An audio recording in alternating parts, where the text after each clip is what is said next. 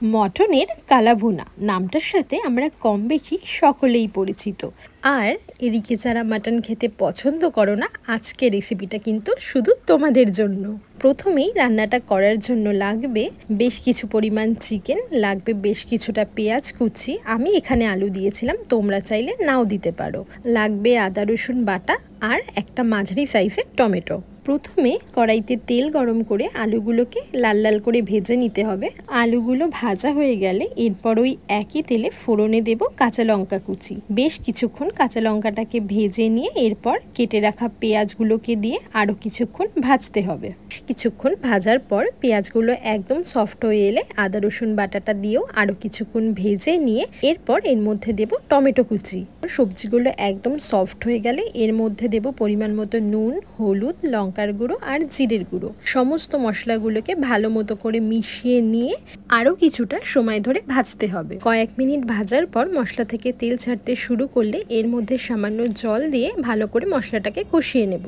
জল সম্পূর্ণ টেনে গিয়ে মশলা কষে যখন তেল ছাড়তে শুরু করবে তখন এর মধ্যে চিকেনগুলোকে দিয়ে দিতে হবে। মুরগির মাংসের এই পদটি রান্নার জন্য মাংসটাকে আগে থেকে ম্যারিনেট করে রাখার কোনো প্রয়োজন নেই।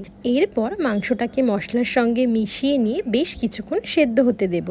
কিছুক্ষণ রান্নাটা করার পর এর মধ্যে দেব পরিমাণ মতো চিনি। চিনিটা দিলে স্বাদের ব্যালেন্স আর রং দুটোই কিন্তু খুব সুন্দর হয়। মাংসগুলো বেশ কিছুটা সেদ্ধ হয়ে এলে এরপর এতে দেব পরিমাণ মতো দই। মাংসের সঙ্গে দইটাকে মেশানোর সময় গ্যাসের ফ্লেমটা কিন্তু একদম লো রাখতে হবে, নয়তো দইটা কেটে যেতে পারে।